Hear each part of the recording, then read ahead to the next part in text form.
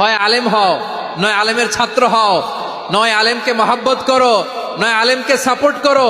এই চারটা করো, 5 নাম্বার হয়েও না, আলেম বিদ্বেষী হয়েও না, তাহলে দুনিয়াও শেষ, আখিরাতও শেষ। চিল্লায় বলো ঠিক কিনা? খবরদার, নিজেকে ইসলামের বিরুদ্ধে দাঁড় করাবেন না। এদেশের আসল পরিচয় ইসলাম। এদেশের আসল পরিচয় কি? আওয়াজ করে বলতে হবে, এদেশের আসল পরিচয়। আমরা ধর্মের সত্য কথা প্রচার করি, যেটা দেশের ভালো, জনগণের ভালো, সেটা উপস্থাপন করি। আমাদেরকে বলে ধর্ম ব্যবসায়ী। আমার প্রিয় ভাইরা, যারা ইসলামের কথা বলে, যারা কোরআনের কথা বলে, এরা ধর্ম ব্যবসায়ী নয়। খবরদার, আলেমদের বিরুদ্ধে দাঁড়াবেন না। আলেমদের পক্ষে থাকলে আপনার জীবন উজালা করে দিবে কে? আমার নবীকে গালি দিত গণক, জাদুকর, এরপর গালি দিত পাগল, নির্বংশ বলে।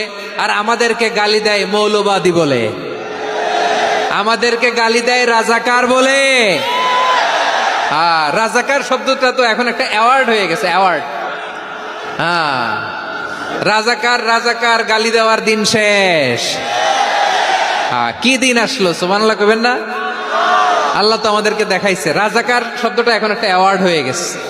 সুবহানাল্লাহ, সুবহানাল্লাহ। পরিস্থিতি পাল্টে দিতে আল্লাহর সময় লাগে না। চিল্লায় বলেন ঠিক কিনা? আমাদেরকে বলে মৌলবাদী। আমরা আসল কথা বলি, ভালো কথা বলি, দেশপ্রেমের কথা বলি, আমরা জনগণের কথা বলি, আমরা মা মাটি ও মানুষের কথা বলি, আমরা ইসলামের কথা বলি, আমরা দেশের সমৃদ্ধির কথা বলি। এজন্য আমাদেরকে বলে মৌলবাদ।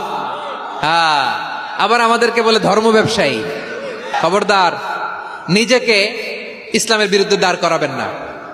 এদেশের আসল পরিচয় ইসলাম। এদেশের আসল পরিচয় কি? আওয়াজ করে বলতে হবে, এদেশের আসল পরিচয়।